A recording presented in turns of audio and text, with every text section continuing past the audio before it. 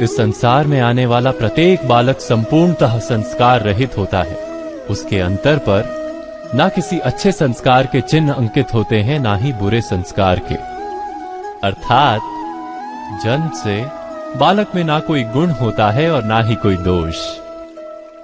तो ये दोष अथवा गुण किस प्रकार प्राप्त होते हैं? क्या हमने कभी विचार किया है? जो बात माता पिता के मुख से निरंतर सुनी जाती है, वही बात उनकी संतानों के हृदय का संस्कार बनती है। जैसे किसी गांव में नदी तट तक एक पगडंडी बन जाती है केवल उस मार्ग पर बार बार चलने के कारण। अर्थात माता पिता के हृदय की इच्छाएं उनकी संतानों के हृदय का दोष अथवा गुण बनकर जन्म लेती हैं। क्या ये सत्य नहीं?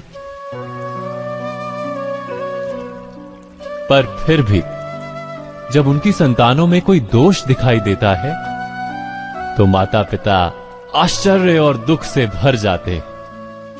माता पिता का हृदय ये प्रश्न करता है कि उनकी संतानों में ये कुसंस्कार आए कहां से।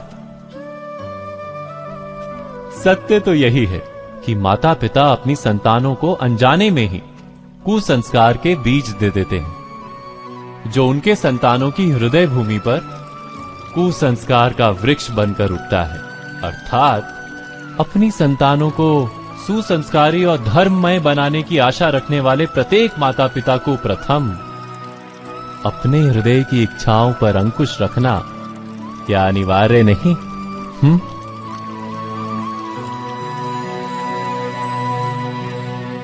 प्रत्येक माता पिता इस पर विचार अवश्य कीजिएगा।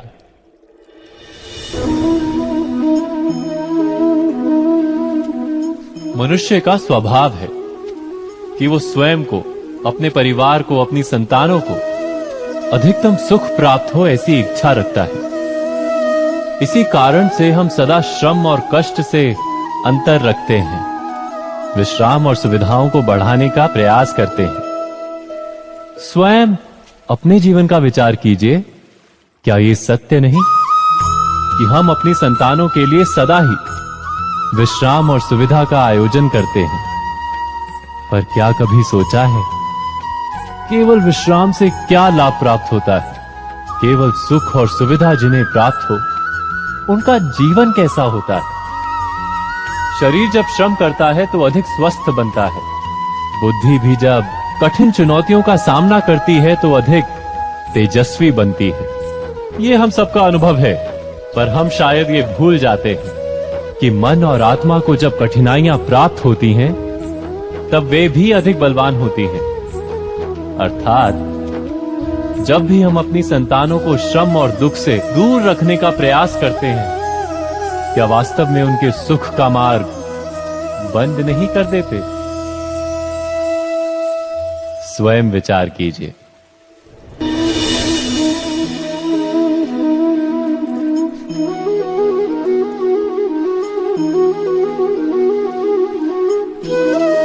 ज्ञान प्राप्ति सदा ही समर्पण से होती है, यह हम सब जानते हैं। किंतु समर्पण का वास्तविक महत्व क्या है? क्या हमने कभी विचार किया? मनुष्य का मन सदा ही ज्ञान प्राप्ति में विभिन्न बाधाओं को उत्पन्न करता है। कभी किसी अन्य विद्यार्थी से ईर्ष्या हो जाती है, कभी पढ़ाए हुए पाठों पर संदेह जन्मता है और कभी गुरु द्वारा दिया गया दंड मन को अहंकार से भर देता है। नहीं, क्या ऐसा नहीं होता? न जाने कैसे कैसे विचार मन को भटकाते हैं और मन की इसी अयोग्य स्थिति के कारण हम ज्ञान प्राप्त नहीं कर पाते। मन की योग्य स्थिति केवल समर्पण से निर्मित होती है। समर्पण मनुष्य के अहंकार का नाश करता है। ईर्ष्या, महत्वाकांक्षा आदि भावनाओं को दूर कर हृदय को शांत करता है और मन को एकाग्र करता है। वास्तव में ईश्वर की सृष्टि में ना ज्ञान की मर्यादा है, ना ज्ञानियों की। गुरु दत्तात्रेय ने तो गाय और श्वान से भी ज्ञान प्राप्त कर लिया था। अर्थात विषय ब्रह्म ज्ञान का हो या जीवन के ज्ञान का या गुरुकुल में प्राप्त होने वाले ज्ञान का, उसकी प्राप्ति के लिए गुरु से अधिक महत्व है उस गुरु के प्रति हमारा समर्पण। क्या ये सत्य नहीं? स्वयं विचार कीजिए।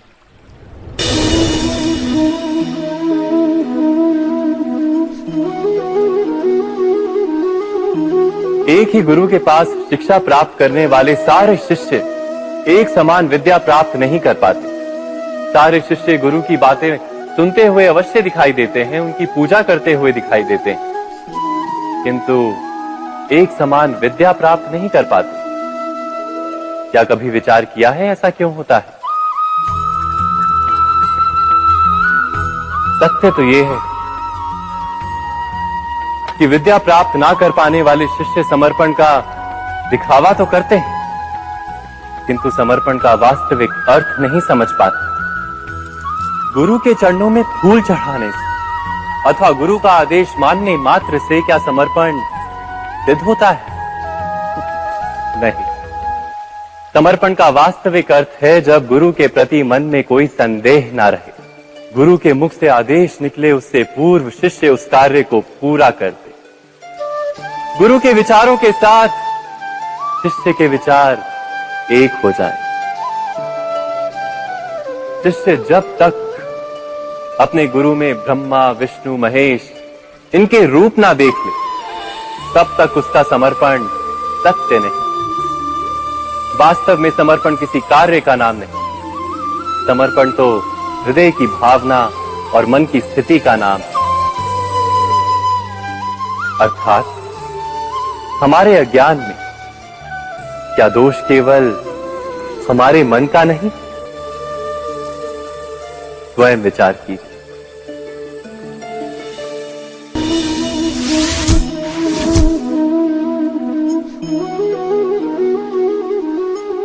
श्रेष्ठता का क्या अर्थ है?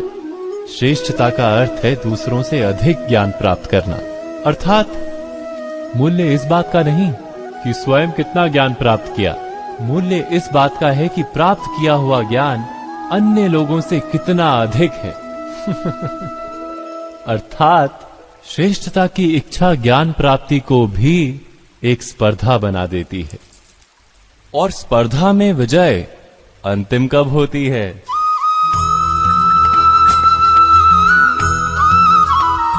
कुछ समय के लिए तो श्रेष्ठ बना जा सकता है, किंतु सदा के लिए कोई श्रेष्ठ नहीं रह पाता। फिर वही असंतोष, पीड़ा और संघर्ष जन्म लेता है। किंतु श्रेष्ठ बनने के बदले यदि उत्तम बनने का प्रयत्न करें तो क्या होगा? उत्तम का अर्थ है कि जितना प्राप्त करने योग्य है वो सब प्राप्त करना, किसी से अधिक पाने की इच्छा से नहीं, मात्र आत्मा की तृप्ति हेतु कुछ प्राप्त करना। उत्तम के मार्ग पर किसी अन्य से स्पर्धा नहीं होती, स्वयं अपने आप से स्पर्धा होती है। अर्थात उत्तम बनने का प्रयत्न करने वाले को देर अबेर सारा ज्ञान प्राप्त हो जाता है, बिना प्रयत्न के ही वो श्रेष्ठ बन जाता है। किंतु जो श्रेष्ठ बनने का प्रयत्न करता है वो श्रेष्ठ बने या ना बने, उत्तम कभी नहीं बन पाता।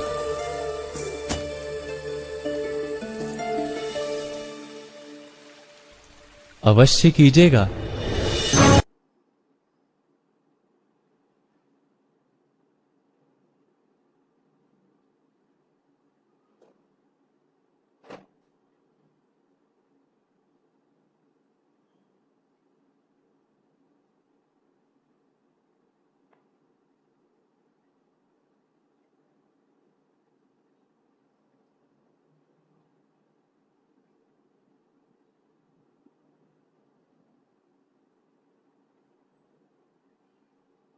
ग्रंथों में लिखा गया है कि यदि मनुष्य मौन रहना सीख ले तो उसकी अधिकांश समस्याएं स्वयं ही समाप्त हो जाती हैं। और सत्य में मौन में बड़ी शक्ति होती है, बड़ा बल होता है, किंतु वो बल किस काम का जो समय आने पर आपके काम ही ना है।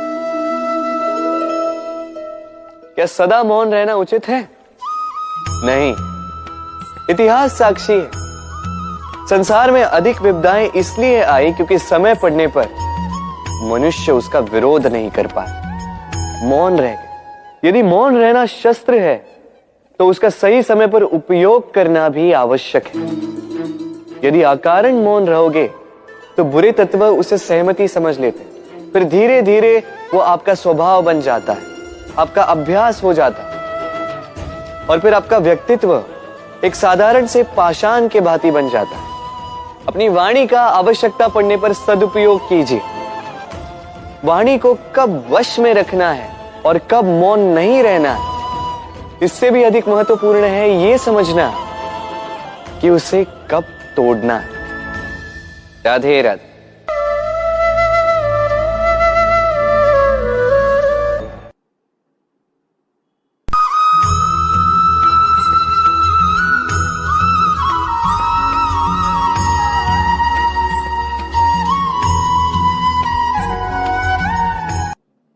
हर शब्द अपने आप में इतना शक्तिशाली होता है, यदि आप चाहें तो उन्हीं शब्दों से सृजन कर सकते हैं और चाहे तो नाश भी।